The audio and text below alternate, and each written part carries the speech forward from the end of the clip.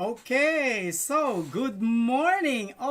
Once again, I'm your mentor Ray, who is also your fact check buddy. Okay, streaming live once again. This is our NCLEX-RN Quick Fix session number 18. I just hope you enjoyed your Quick Fix session number 17, and I'd so love to spend the next few hours once again with you for our Quick Fix number 18. Okay, for those of you who are preparing for the NCLEX this month, please do focus on the things that I'm discussing, and also if you may want to backtrack and check on our quick fix number 1, that's gonna be an effective preparation. Those of you who may want to ask my recommendations, which of my videos do you need to focus on for this month's preparation for the NCLEX, send me an email through mentor.raygapuz@gmail.com. I would be personally sharing with you my predictions.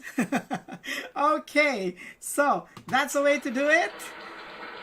We are doing this every month, and every Friday I have my pointers class for those who are taking NLE, NCLEX, DHA, Prometric, HAAD. Okay, I also took those tests. Okay, so for Middle East certification, we're having pointers session every Friday. So our quick fix session is exclusively for the NCLEX, and this is a global class which we are doing every month. And our tribe is increasing worldwide. Thank you very much for your trust. This is your mentor and your fact check buddy Ray Gapuz at your service. Okay. So before we get to start, let me congratulate our online NCLEX review passer, Michael John S. Manahan from Southeast Asian College, who's now a USRN for passing the New York State Board of Nursing last February 24, 2021. He attended the Ray A. Gapuz review system for the NCLEX. That's the system that you can trust. I promise you, it has really changed so many lives in the past, and it's now continuously changing a lot of lives every day. Now, I'd like to share with you guys that we're only posting the pictures of those who agreed to have their names posted, but most of our students are pretty shy, and we do respect their privacy. But for those who really want to show the world that they are now USRNs, they have the 4 most coveted letters after their name. They work hard for it, they got it, and so they're flaunting it. We're here to flaunt it for you guys. Okay, before anything else, let me read through some of our comments in our YouTube channel. We have Griffin Clark, very helpful. Thank you for the free session, Sir Ray. May God bless you more. And Desa Ogbuehi, okay, I suppose she is from North America. Thank you so much, sir. Your quick fix lectures were great content refresher. This is the nice thing. I'm having goosebumps reading this, guys. I passed my NCLEX-RN, and I haven't even met Desa.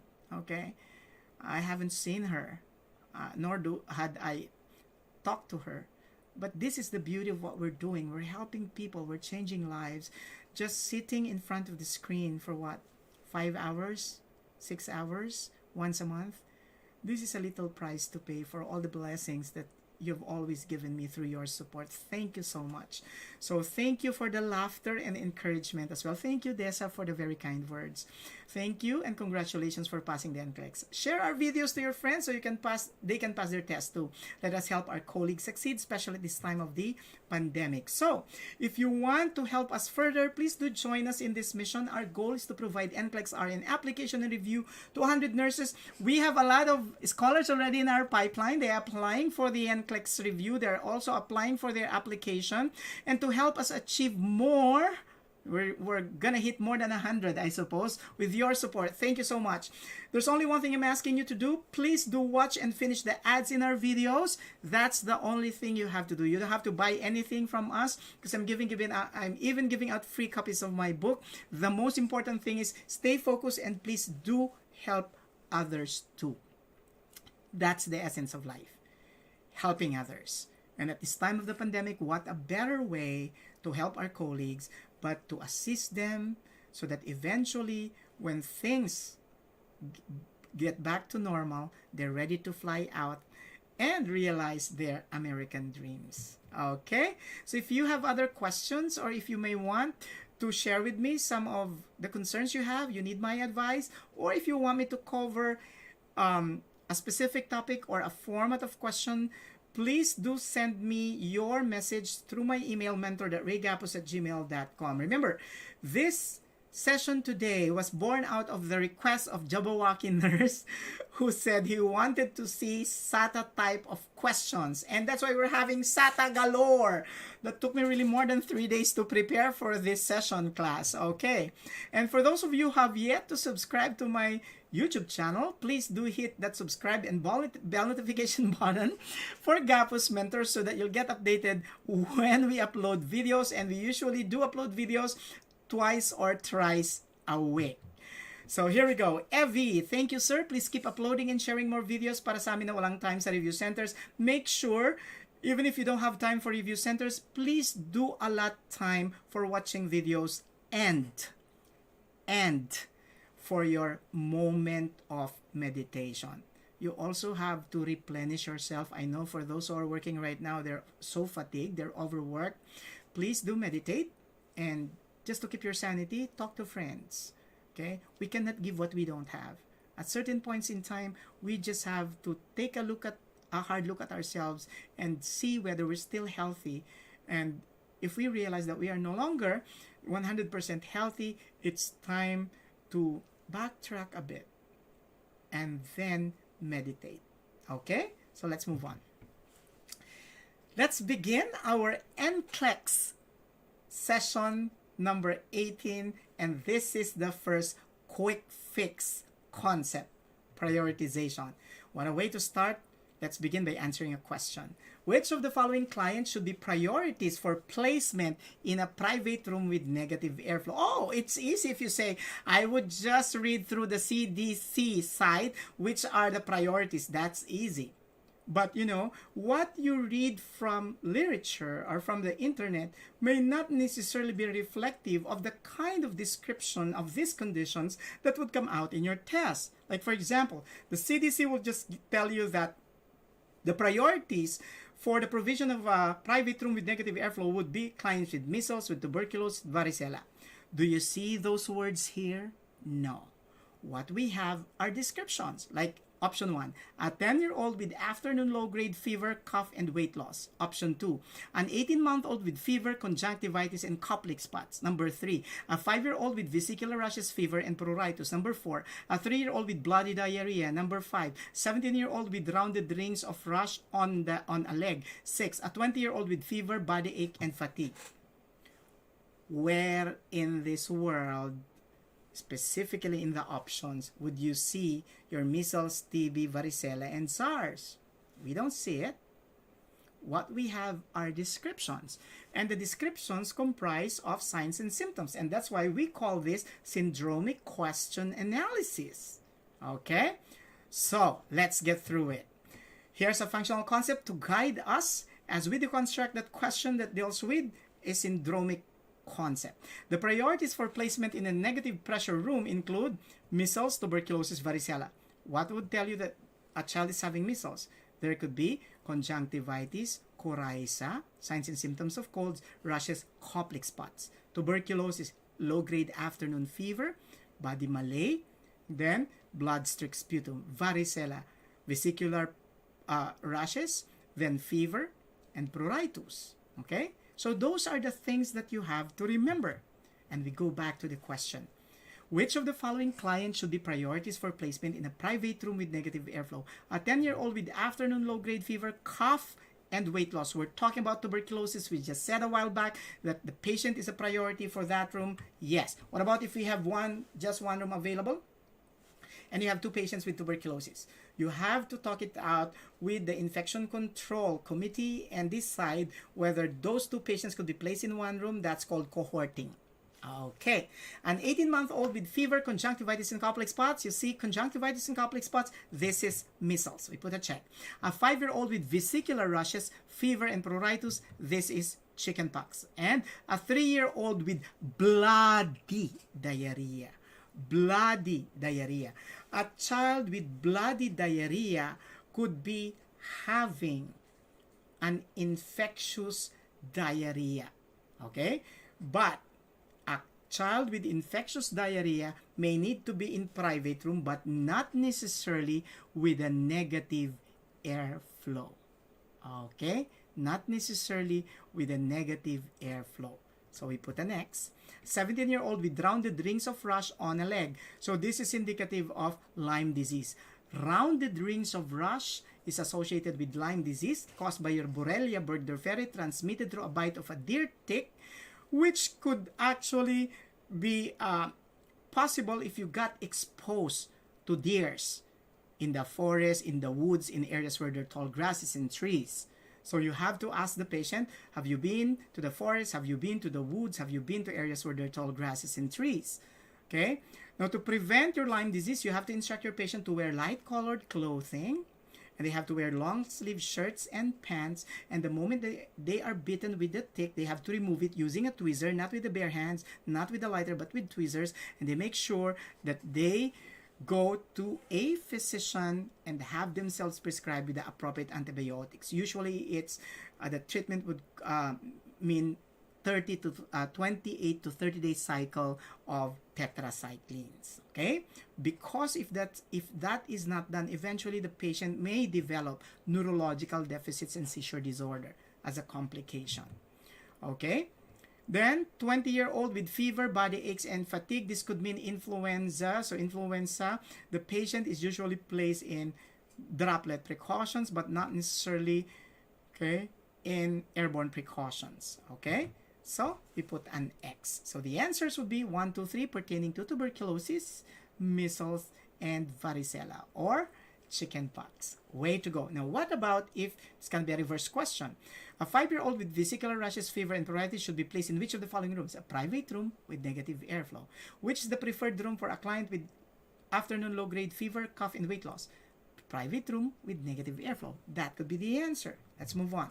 So those of you who are losing faith because they lack time of preparations, always remember, keep the faith. Because faith is like Wi-Fi. It's invisible, but it has the power to connect you to what you need. Okay? Keep the faith. For those of you who are worrying about which of the 295 conditions listed in the CDC guide on the internet, maybe more now because they're always updating it. Okay, last time I counted it's 295. Would they need to study for infection control and isolation precautions? I have a video that's streamlined which conditions would you need to study for the NCLEX. Okay, and that's under the video labeled infection control on our YouTube channel. Please do hit that subscribe and bell notification button and join our thousands of pastors around the world.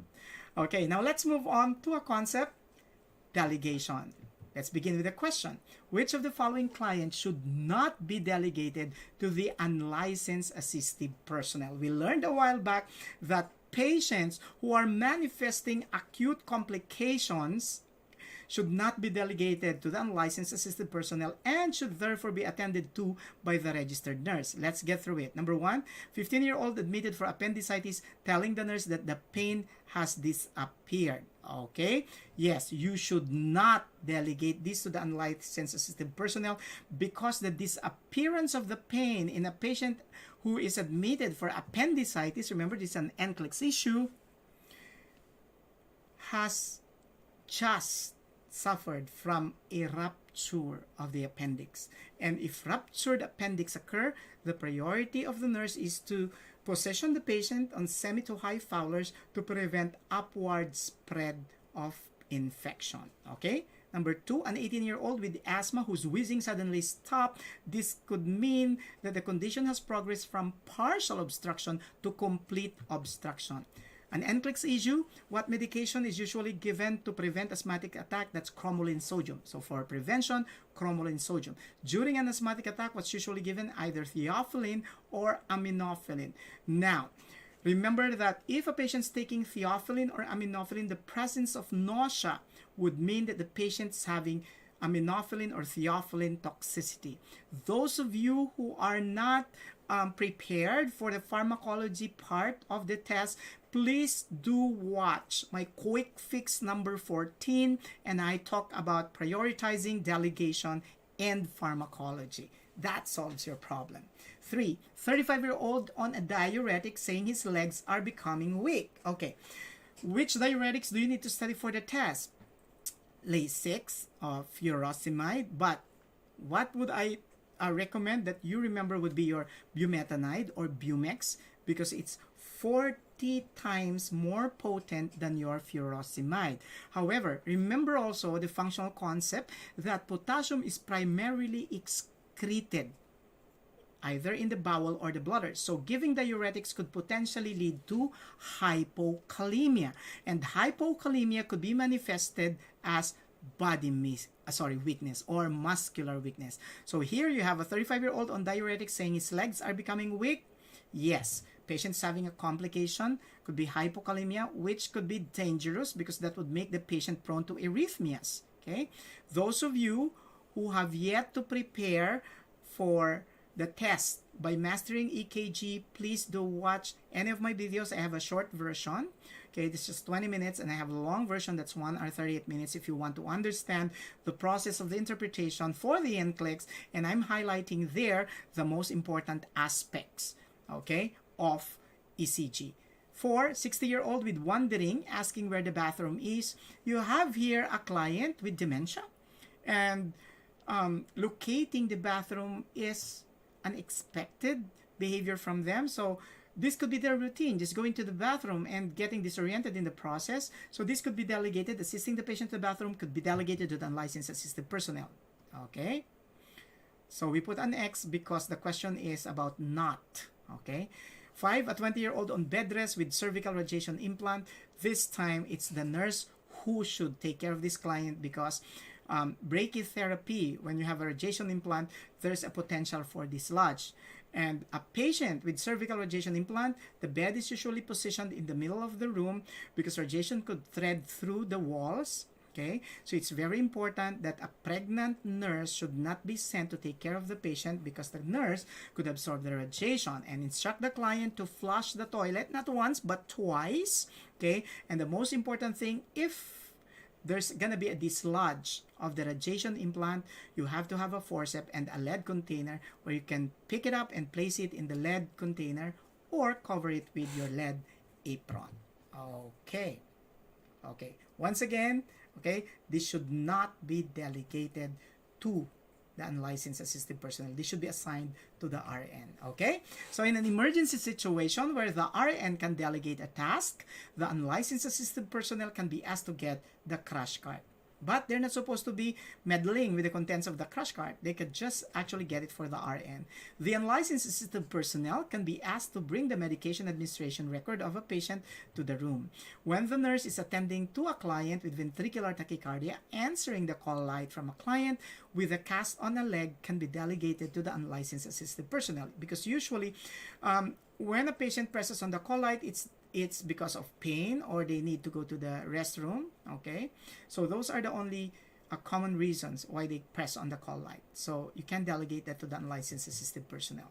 The unlicensed assisted personnel can be asked to assist with hygiene needs like bathing, eating, cleaning oneself. Okay, next, let's move on to Huntington's disease.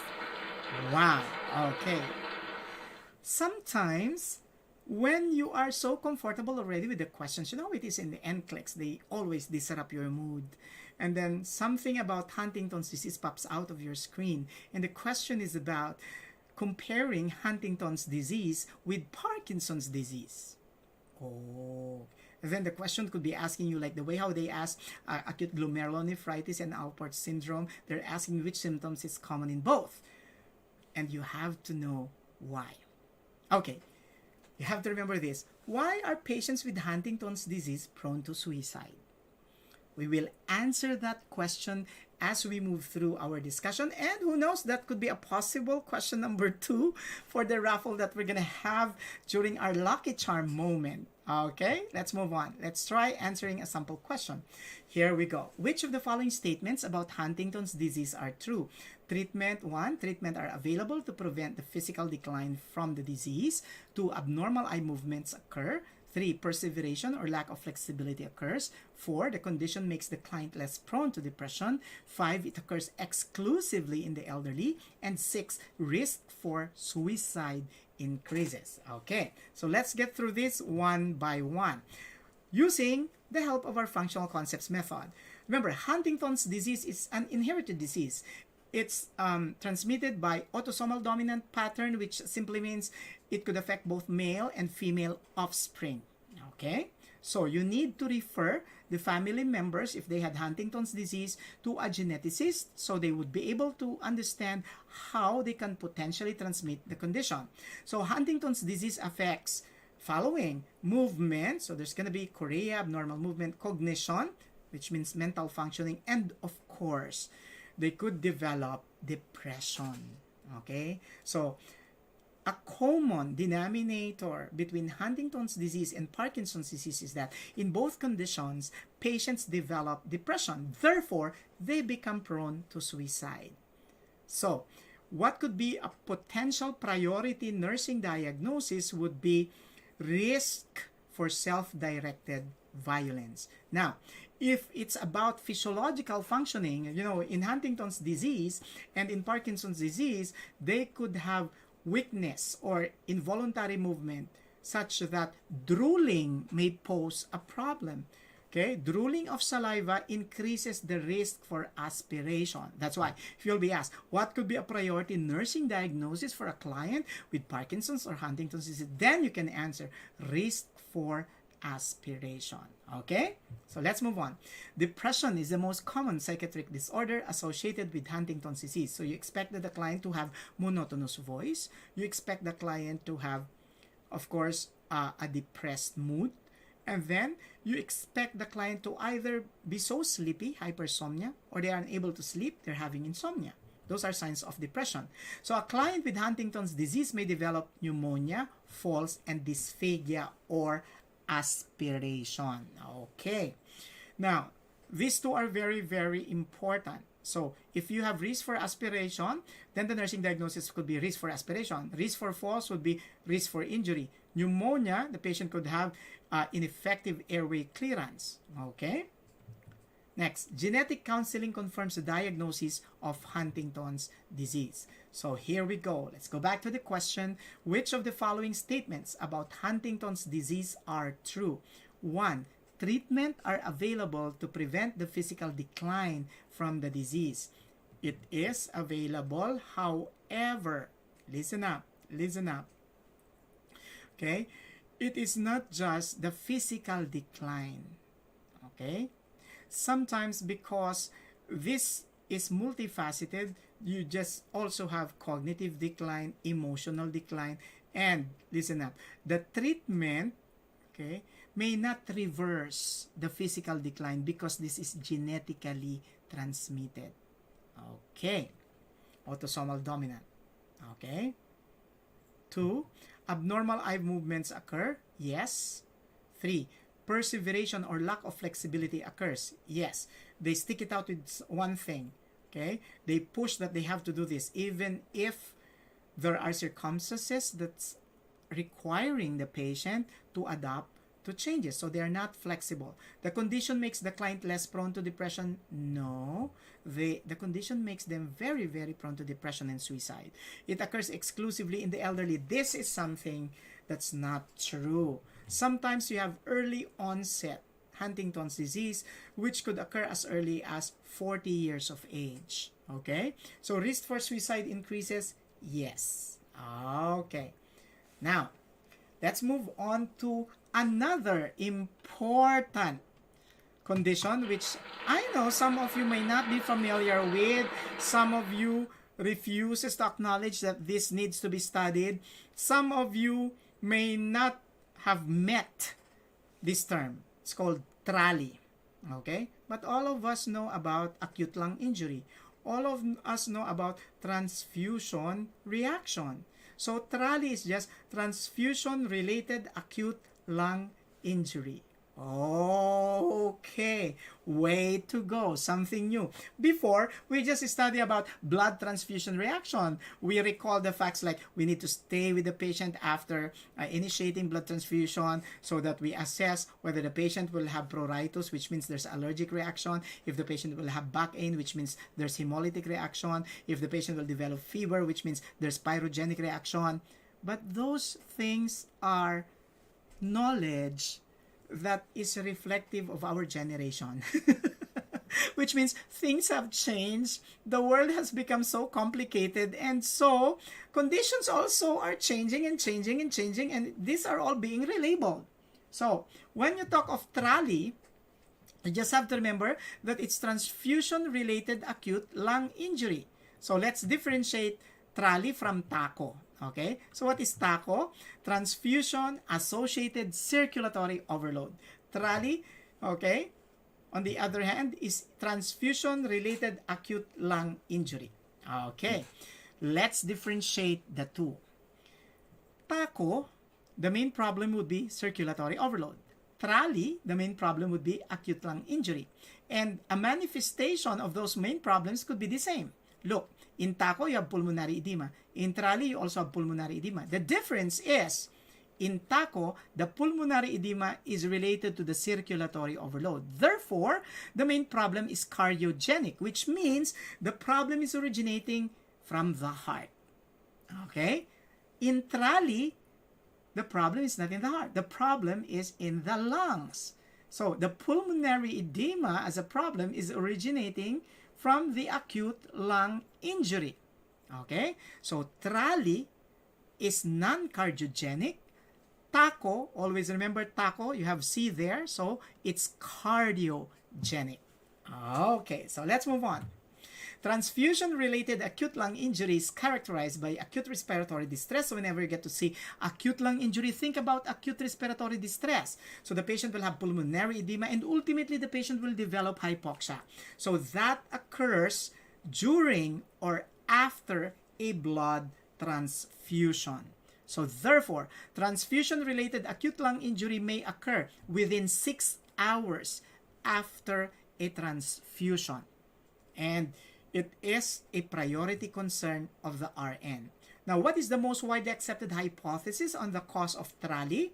It could be related to infection, it could be related to cytokine administration, or it could be related to recent surgery and burns. So in TRALI, the client may manifest with, like a patient with acute lung injury, dyspnea, tachypnea, fever, cyanosis, hypotension, and pulmonary crackles. But this time, remember to differentiate it from congestive heart failure without signs of congestive heart failure. So the patient might be having pulmonary crackles, but the patient is not having neck vein distension, because neck vein distension is a sign of congestive heart failure. The patient might be having dyspnea and tachypnea, but the patient may not necessarily have paroxysmal nocturnal dyspnea, which could be associated with congestive heart failure or fluid volume excess. So you have to know how to differentiate one from the other. So with supportive care, TRALI is transient. This is a good news. And recovery may occur in 96 hours or about 4 days with the proper intervention. So let's try answering a sample question. Which of the following information should be documented when reporting transfusion-related acute lung injury? So this is about TRALI. Okay? Timing of transfusion, this is essential because TRALI occurs within 6 hours. Okay, so the timing is important. Yes. The onset of symptoms also, yes. Level of oxygen saturation and chest x-ray. This is important because you would want to differentiate it from congestive heart failure. Remember, the normal oxygen saturation is 94 to 98%. Okay, so this is a check. Response to diuretics, this is also needed because once again, it would help you differentiate TRALI from congestive heart failure. And then central venous pressure, which could be, the normal could be 6 to 12 millimeters, a centimeter water, sorry. And incidence of hypoalbuminemia. Remember, hypoalbuminemia occurs in clients with TACO. Okay? So hypoalbuminemia is due to the fact that you have a decrease in your albumin levels. The normal albumin would be 3.5 to 5.5 grams per liter. So therefore, incidence of hypoalbuminemia is more associated with TACO than TRALI. So we put an X. Okay? So don't forget TRALI and TACO. Okay. And I have here an inspiring message from Liza or Liza. Hi, Sir Ray. Good morning. I watched some of your online video lecture and so easy to understand po. I really want to pass the exam. I have 2 of your books, NCLEX-RN, the ABCs, okay? And of course, 311. Okay? 311. Okay? But listening to your online lecture is so easy for me to absorb. My question, okay, paano ako maka-access sa mga ibang session nyo saka sa ibang lecture nyo? Di ko po ma-search yung iba. Thank you for the free lecture and God bless. Okay, Liza or Liza, sorry. Okay, I'm having rhinitis. Okay. Liza, always remember, you can access my video lectures for free. And you can, all you have to do is to go to YouTube, and then if you need an email, of course, to subscribe, hit that, go to Gapuz Mentors, hit that subscribe, and then the bell notification button so that you'll get notified when we upload new videos. Thank you for dropping by and sending me a message. Okay? Thank you, Liza or Lisa. Okay, class. I know some of you might be saying, I love to be in this class, but you know, sometimes my time is just so limited. Rome wasn't built in a day. Success takes time. You have invested time watching this video, so it's very, very important that you keep your pace. Okay, schedule your time properly and manage it. So stay focused, be patient, and eventually you'll become successful. Yes, that's the way to do it. Now, sometimes there are questions that makes it difficult for us to decipher the correct answer. Primarily because we are familiar with the term, but the moment they ask about description, we become unfamiliar. Example, when do you say that a patient is already an alcoholic? Okay, so we know that patients could be labeled as alcoholic, but when do we say that they are already alcoholic? Most important thing that you have to remember is there are qualifiers, but the CAGE questionnaire could help you out. CAGE questionnaire, ask the patient, okay, the patient feels there's a need to cut down. Remember, C in CAGE, C-A-G-E, cut down on drinking. A, has the patient annoyed anyone because of their drinking? Okay, has the client annoyed anyone? Now, why do we have to focus on CAGE questionnaire? Because I'd like to highlight one important thing. Okay, if alcoholism is based on the effect of alcohol on the body, it is not essential to us how much does the person drink. So you just have to look at the CAGE. Once again, is there a need to cut down? Okay, has the patient annoyed anyone with his drinking? Does he feel guilty? Okay, or does it serve as an eye opener? What does that mean? The moment the patient opens the eyes in the morning, they want to drink again. So the CAGE questionnaire gives us an idea of how we're supposed to assess whether a person is alcoholic or not. But there are questions that goes like this, like a SATA question that would say, which of the following increases the risk for pancreatitis? By concept, you know for a fact that a patient, okay, who is at risk for pancreatitis could be one who is an alcoholic. But what if the description would say the patient drinks 5 bottles of beer a week? And then here comes a student asking me, sir, it's not wine. They just drink beer. So that's where the confusion originates from. When we don't have a working descriptive knowledge of what constitutes alcohol abuse. Okay, so let's go. So remember, a regular drink is actually 12 ounces of regular beer. Remember, a regular drink is 12 ounces of regular beer. Okay, therefore, 12 ounces could be in 1 bottle of beer. So if the patient is drinking 1 bottle of beer per day, that is considered a regular drink. But how do we define that the patient is already a heavy drinker and is therefore an alcoholic? Here we go. Okay. Here's an example of standard drink, 12 ounces of 5% alcohol like beer or wine cooler, and 4 ounces of 12% alcohol like wine. So if you're drinking like 4 ounces of wine, that's standard drink. Okay, 12 ounces of beer, that's 1 standard drink. Heavy drinking refers to 5 or more drinks for male and 4 or more drinks for females on the same occasion on 5 or more days within a month. In essence, if you are drinking 5 bottles of beer, 12 ounces, okay, on the same occasion, on one day, and you're doing that within a month, then you're considered as heavy drinker. So, that clears the issue. The incidence, therefore, of alcoholism is higher in a client with a parent or close relative who has problems with alcohol. This is what we call social heredity.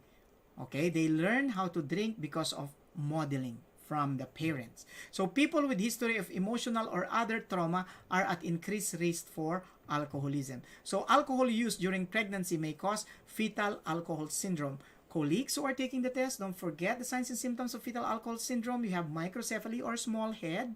Okay, so it's smaller than 33 to 35 centimeters. And then patient would have an equal eye, short nasal bridge, thin upper lips, receding chin. In other words, remember the batang tsaka. So if somebody asked your mom, or if somebody would ask you if your mom is alcoholic when she was pregnant with you, it simply means, and I therefore conclude, isa kang tsaka kan. Okay, so let's move on. That's just a joke, don't get offended. Pag may nagtanong laseng ka ba nanay mo, don't get offended. Okay, so let's try answering a sample question. Alcohol abuse can lead to which of the following conditions? This is kind of easy. Cancer of the larynx. Now, there are students who get confused about which is considered as the number one risk factor for cancer of the larynx. Is it smoking or is it alcoholism? Well, the number one definitely is smoking.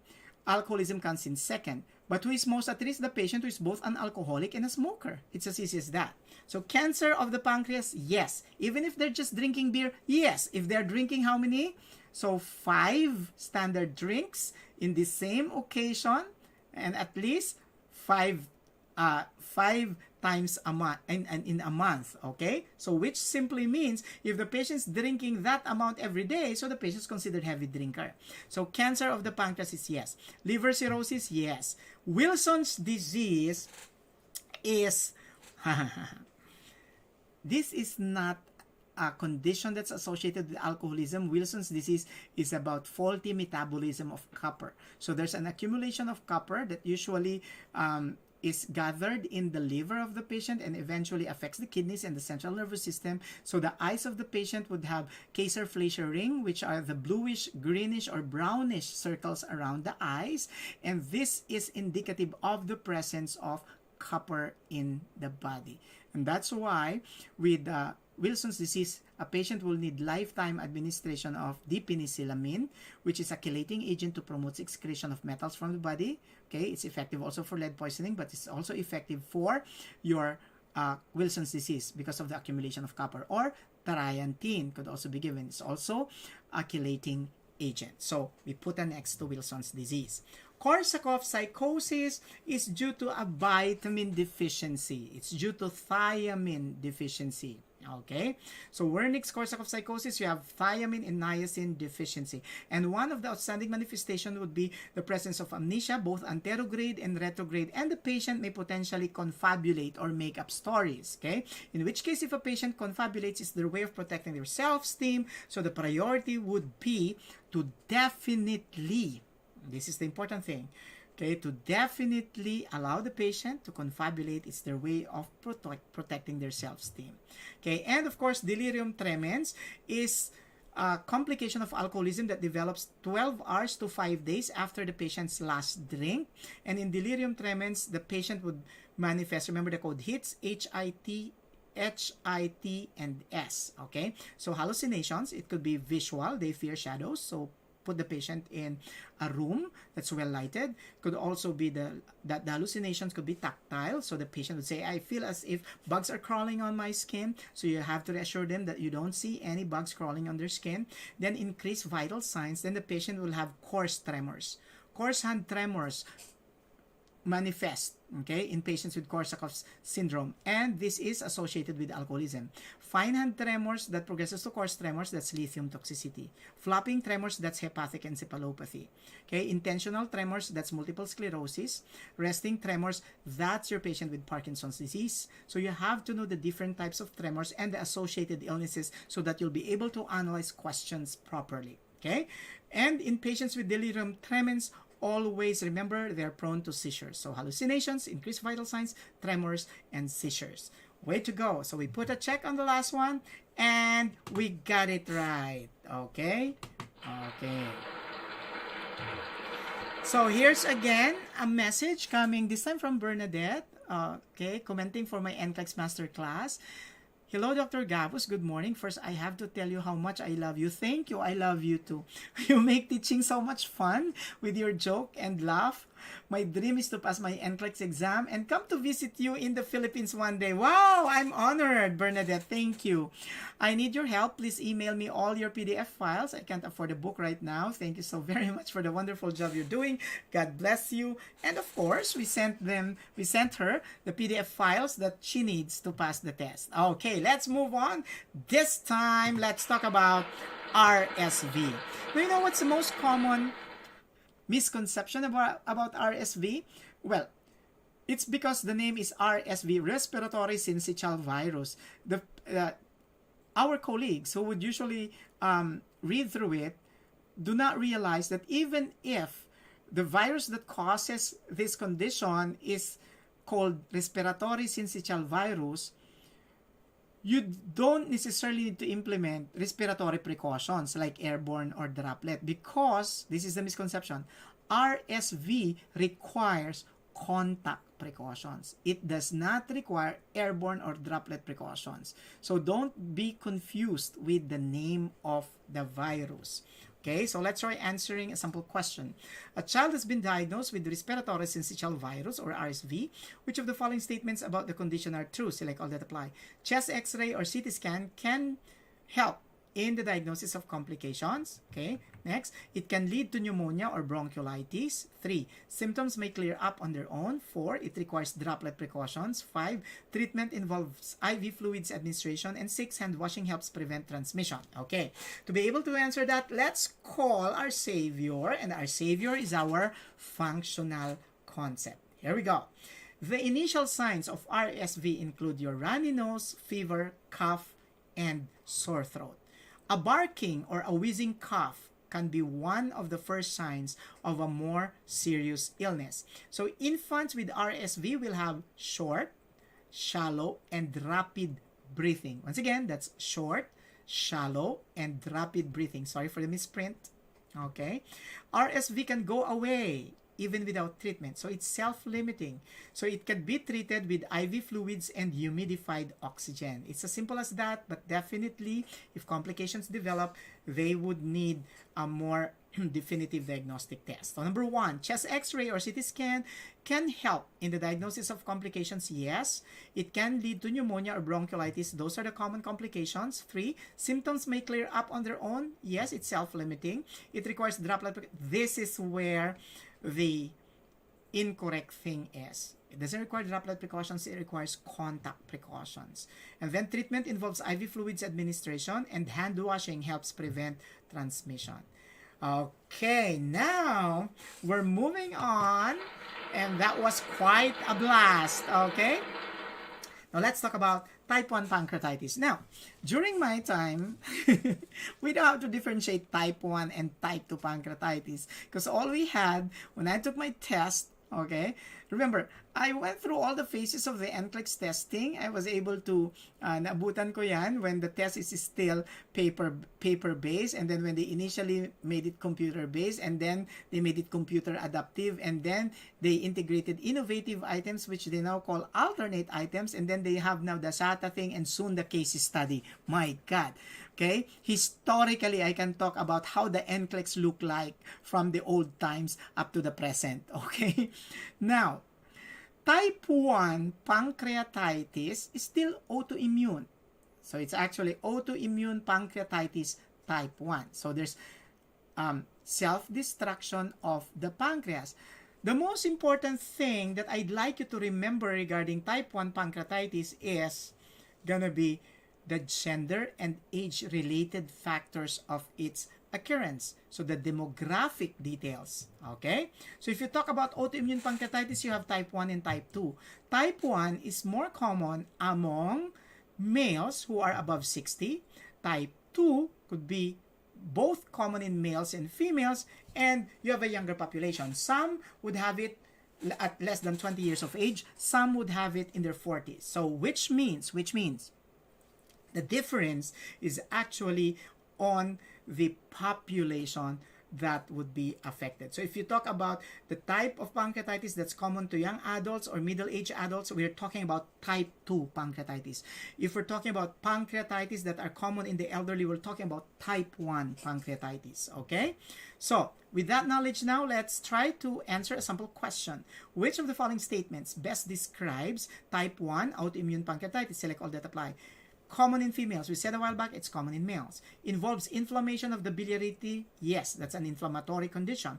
Common in those above 60? Yes. Common among those in their 40s? No. Painless jaundice occurs? Yes, that's one of the common signs of pancreatitis. Now, here are our functional concepts. Type 1 autoimmune pancreatitis may present as acute pancreatitis characterized by jaundice, which could be painless. So the patient may have yellowish skin discoloration. Now, remember that your pancreatitis is the autodigestion of the pancreas. Autodigestion in simple terms means self-destruction. Sinira ang sarili. Yan ang nangyayari if we get caught up with the material world. Eventually, hindi mo na mamalayan, nasisira ka na. Okay? There are two common causes, okay, of pancreatitis, and these are gallstone, the presence of a gallstone, okay, in the biliary system, and alcoholism. We already have defined a heavy drinker. How would you know that the person is a heavy drinker? Even if the person is only drinking beer, if they're drinking like 5 beers in one occasion and they do that at least 5 times in a month, then they are considered as heavy drinkers and therefore alcoholics. Okay? So, the risk factors, remember the code CASH. Oh, it's not difficult to remember because most of us run out of cash at this point in time. Okay, so risk factors could be codeine. Okay, now codeine may increase the spasm of the sphincter of Oddi. Okay, so it may trigger pain in patients with pancreatitis. So codeine, cholelithiasis, cystic fibrosis, and cancer of the pancreas. A, alcoholism, abdominal surgery, abdominal injury. S, smoking is a risk factor for pancreatitis. H, high calcium, hyperparathyroidism, high triglyceride or cholesterol, and history of pancreatitis. Remember the code CASH. Okay. So the common signs and symptoms of pancreatitis, remember the code pain. So here you have the number 1, pain. So therefore, the priority could be dealing with the pain and giving the appropriate medication. Originally, okay, during my generation, they're saying morphine causes more pain because it increases the spasm of the sphincter of Oddi. However, it has been proven that morphine could be given in the right dose to patients with pancreatitis because in any way, it doesn't really cause spasm of the sphincter of Oddi. They found out that it's actually codeine that increases the spasm of the sphincter of Oddi. Then abdominal tenderness occurs, then increased fat in the stool, okay, steatorrhea, and of course, nausea. Okay, so now, let's move on and let's talk about congenital club foot. Wow!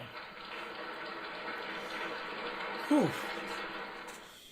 In congenital club foot, always remember, this is related to shortened Achilles tendon. But could this be corrected? Yes. And the primary intervention would be serial casting. When you say serial casting, the baby, after 1 week after being delivered, okay, within the first week of life, would have manual manipulation of the affected foot, and then they will apply a cast, okay, that is usually removed and revised every 1 to 2 weeks. So in essence, within a few months, the patient will have 5 to 7 casting.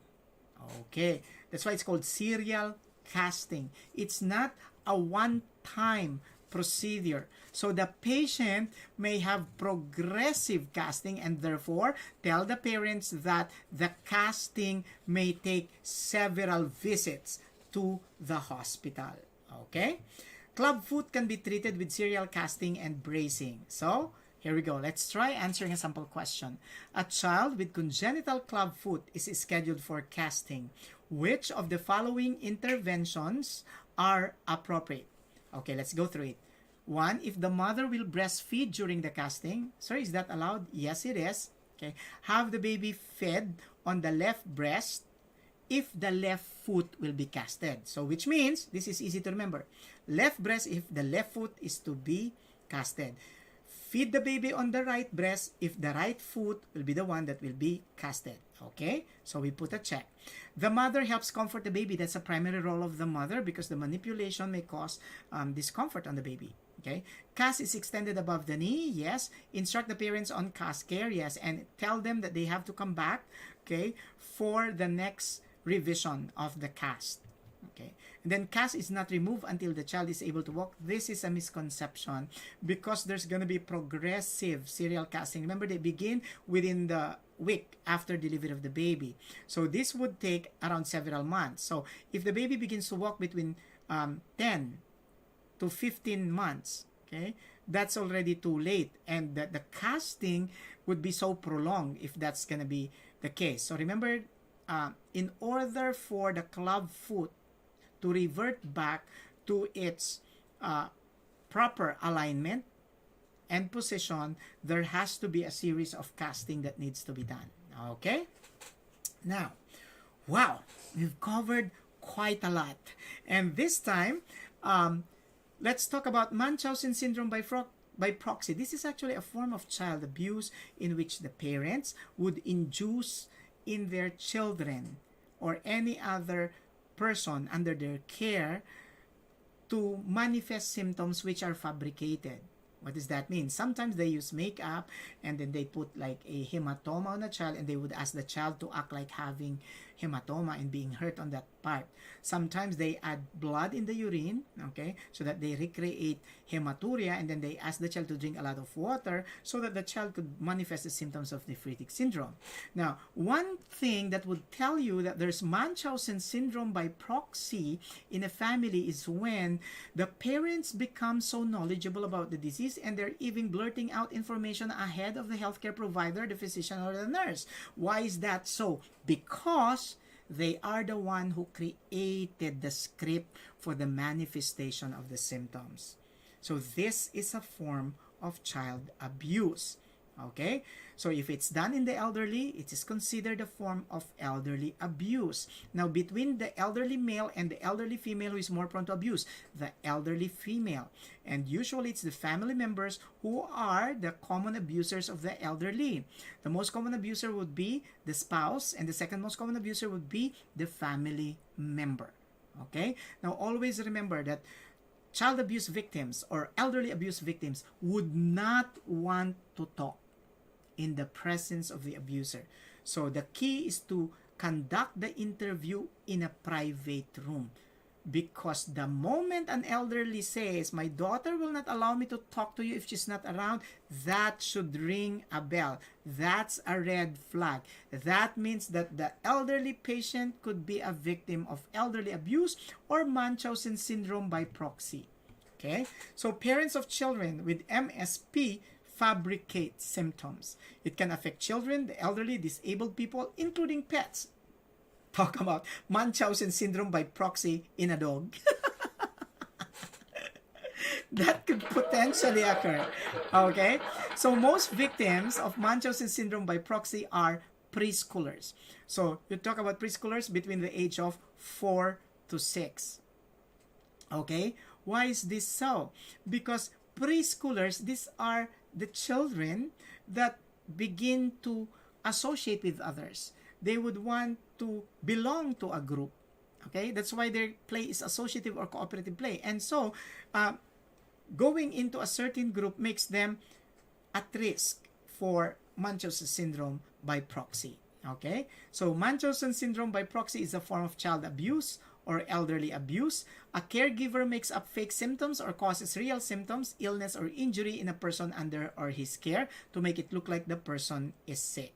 Okay, so this includes adding blood in the urine, withholding food to cause weight loss, make up laboratory result, and induce vomiting using drugs. Okay, the caregivers who are engaged in Munchausen syndrome by proxy could either be mothers with small children.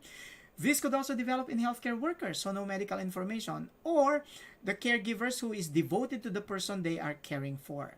Now remember, in Munchausen syndrome by proxy, the child could be in and out of the hospital, so sometimes they go on doctor shopping because there's no real problem. They just fabricate the symptoms. Peke, fake news. Being subjected to many tests, surgeries, and procedures, symptoms do not match the test results. Symptoms that disappears in the hospital and then returns back when the client goes home because the symptoms are fabricated. And then a blood sample that does not match their blood type because it could just be blood coming from something they bought outside in the market maybe, and drugs and chemicals in their urine, blood, and stool. So in Munchausen syndrome by proxy, the victim must be removed from the caregiver's direct care and reported to authorities. That's the priority. Remove the victim. So provide shelter. Refer them to the appropriate government agency. Let's try answering a sample question. Which of the following situations may indicate that a patient has factitious disorder? So Munchausen syndrome by proxy is a form of factitious disorder. So medical history makes a lot of sense. No, the medical history makes a lot of nonsense because sometimes the blood does not match the blood type of the patient. Sometimes the laboratory data will not make sense. Okay? History of multiple consultations, yes. Inconsistent laboratory results, yes. Allows retrieval of medical records, no. They don't want retrieval of medical records. That's why they engage in doctor shopping. They go from one doctor to another such that their history will never be traced. Then 5, lack of healing despite appropriate treatment. Yes, that is expected. Okay. Now, I know some of you might be already munching on something as they are listening to me. That's the beauty of online instruction. You can engage in your physiologic needs while we are doing this. I just hope it just involves, okay, the physiologic need for food. So let's talk about gluten-free diet. Now, gluten-free diet is indicated for clients with intolerance to gluten. Okay, that's a simple way of understanding it. Like in clients with celiac disease. Now, let me just clarify that the susceptibility, okay, for celiac disease is the one that is inherited. But celiac disease in itself is not. So what does that mean in Tagalog? Ang namamana yung tendency na magkaroon na celiac disease. But celiac disease in itself is not inherited. Okay? Now, what is the pattern of transmission of the tendency to develop celiac disease? It could be autosomal dominant or autosomal recessive. But remember, celiac disease is multifactorial. It could be from the influence of the genes that were inherited, autosomal dominant or autosomal recessive type. It could also be reinforced by the environment, by the kind of food that the patient is eating. So the test that helps in the diagnosis of celiac disease would be your immunoglobulin A or your antibody test. Okay, so a gluten-free diet is essential in the management of celiac disease. Now, what is a gluten-free diet? Let me give you your code. Those of you who have a copy of my book, Nursing Reminder Sheet, this is on page 167. So, in gluten-free diet, the goal is to eliminate gliadin or protein, okay, that may contain gluten. So, which foods are allowed? Broth, rice, all meats, and tapioca. Okay, tapioca is your buba. Okay, buba. In the Philippines, when you say buba, that means low IQ. Buba. Here in the Philippines, a common type ng tapioca, sago. Okay, so that happens when you don't have a sex life. Okay, I'm so sorry for that joke. Okay, my apologies. Okay, you will have tapioca in your system. Okay, things that you have to tell your patient to avoid would be barley, rye, and wheat.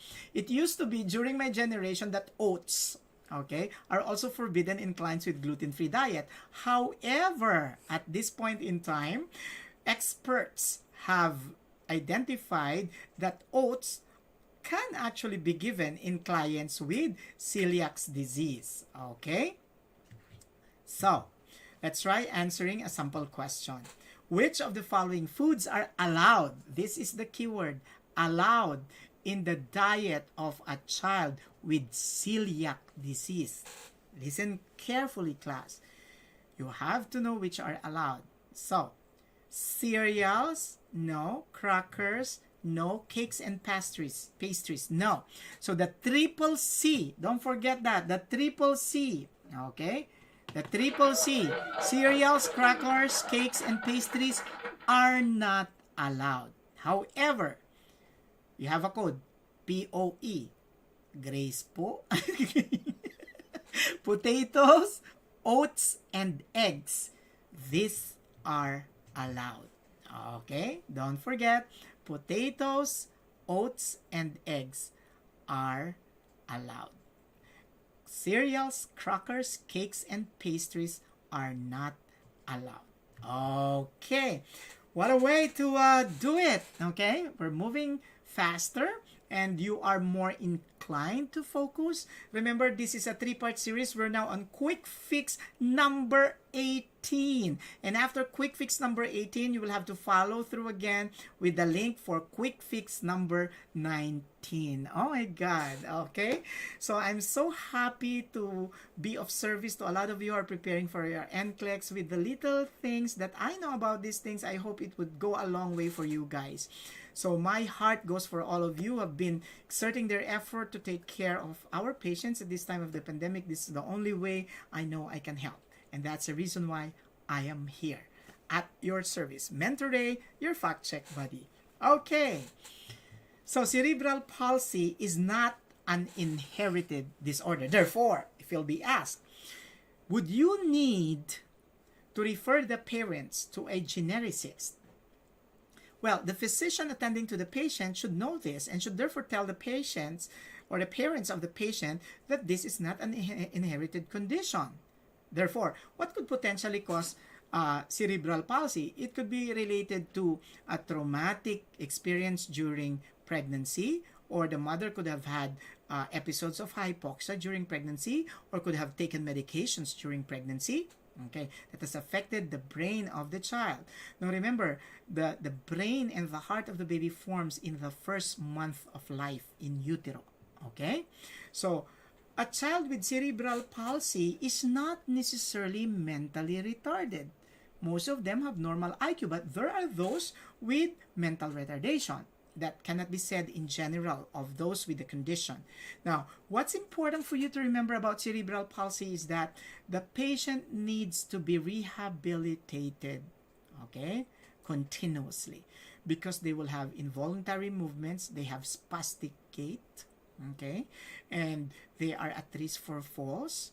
And sometimes because of the anticonvulsant that they are taking, which may potentially cause gingival hyperplasia, they are at risk for, listen to this is an NCLEX issue, dental caries. So it's very, very important that you emphasize oral care or oral hygiene.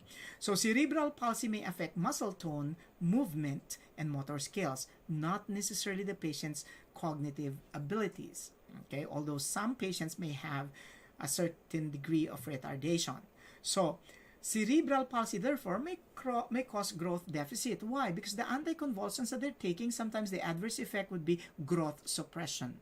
Okay? So, the nursing diagnosis, therefore, that you can formulate for the patient would be altered growth and development. Okay? So, let's move on.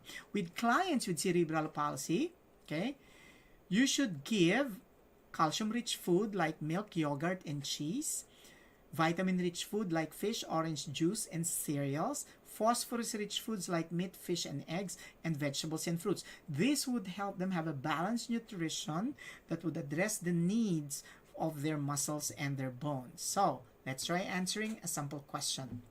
Which of the following aspects of care for a child with cerebral palsy should the nurse focus on? Here we go. Poor appetite and swallowing difficulty, I told you about this. This could potentially also lead to alteration in growth and development. So yes, swimming as an exercise. A lot of people are thinking, is swimming appropriate for a patient with cerebral palsy, considering that the patient may have motor deficits, so they could drown? But actually, swimming is encouraged. So we put a check. That's what I'm trying to tell you guys. NCLEX is very layman's. It's very real world in terms of its orientation. So you don't just focus on the pathologies of the conditions and the signs and symptoms that you memorize. You focus on the application of the concepts on real world happenings. Okay? Higher nutritional needs, yes, because of their involuntary movement, they would need additional caloric requirements. Like patients with Parkinson's disease would also need additional caloric requirements. So we put a check. Oral hygiene, yes, because they're taking anticonvulsants, which may cause gingival hyperplasia. So they're prone to dental caries. Okay. Seizure disorders, yes. And genetic counseling, what did we say a while back? This is not genetically transmitted. So we put an X. Okay. Next. Okay. Shoulder dystocia. Okay. Parang may naalala kong kanta dito ba? Shoulder dystocia. So, what's the problem in patients with shoulder dystocia?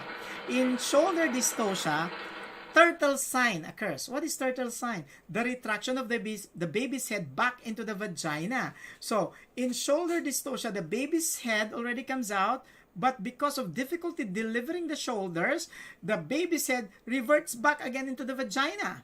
Oh, so that's what we call turtle sign. You see, a turtle's head would usually go in and out of the shell. That's what happens in shoulder dystocia. So eventually, this could lead to brachial nerve injury.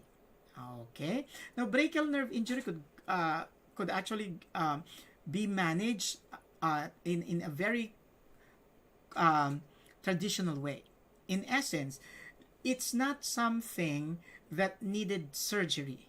However, it's also something that could have been prevented if shoulder dystocia was identified. Okay? So let's move on. So in shoulder dystocia, okay, what are the common risk factors? Let's try to answer some questions. Gestational diabetes, yes, because in gestational diabetes, there is macrosomia. The baby is just so large, they are large for gestational age because the added sugar from the diabetic mother, which is passed on to the baby through the umbilical cord, has a growth facilitating effect on the baby. That's why most babies of diabetic mothers are delivered preterm. Okay, next. Short stature of the mother. Okay. What do you mean by short stature? Anybody yung stature? Diba? In Tagalog, ikaw ba yan? Stature? I just actually blurted out a joke. Okay. The short stature of the mother could potentially lead to your to your shoulder dystocia. Post-term pregnancy, yes. Abnormal pelvis, especially if the pelvis is abnormally small. Forceps delivery or assisted deliveries, yes. And look, this is contradictory. So in gestational diabetes, you have macrosomia, big babies. If big babies are risk factors, therefore, those with small for gestational age babies, these are not considered as risk factors for shoulder dystocia. So we put an X. So take note, shoulder dystocia can lead to fracture of the collarbone, brachial nerve damage, and asphyxia.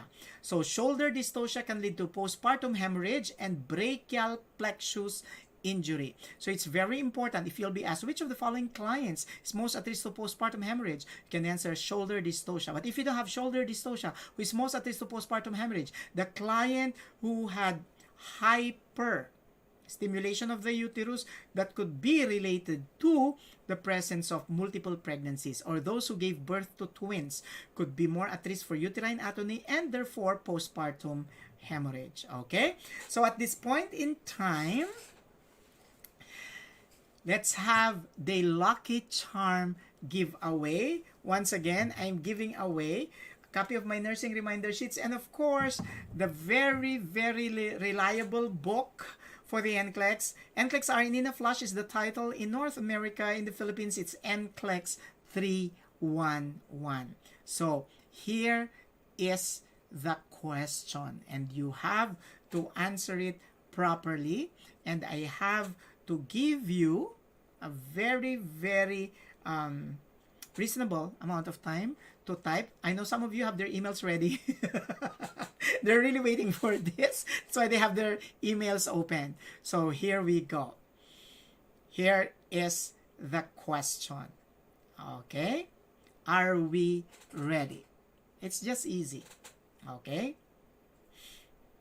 Is there a need for the family members of a child with cerebral palsy to visit a geneticist? Yes or no is just the answer. Go. Is there a need for the family of a child with cerebral palsy to visit the geneticist? Yes or no? Okay, come on. It's just easy. So, once again, this is your mentor and fact check buddy saying a functional concept a day keeps your NCLEX-RN fears away. So if you love this video, please don't forget to subscribe and hit the like and bell button so that you'll get notified when we upload videos, which we usually do 2 to 3 times a week. So now, today we're going to have our NCLEX QuickFix 19, but let me also tell you that NCLEX QuickFix session number 20, which would deal with SATA updates, will be on April 10 for the Philippines and India, and April 9 for California and New York. Please note the time that we have here. We're gonna post the registration link a week or two before a QuickFix session number 20 would be scheduled. So thank you very much, and in 5 minutes, we're gonna have QuickFix session number 19. So, thank you for joining me. See you in 5 minutes.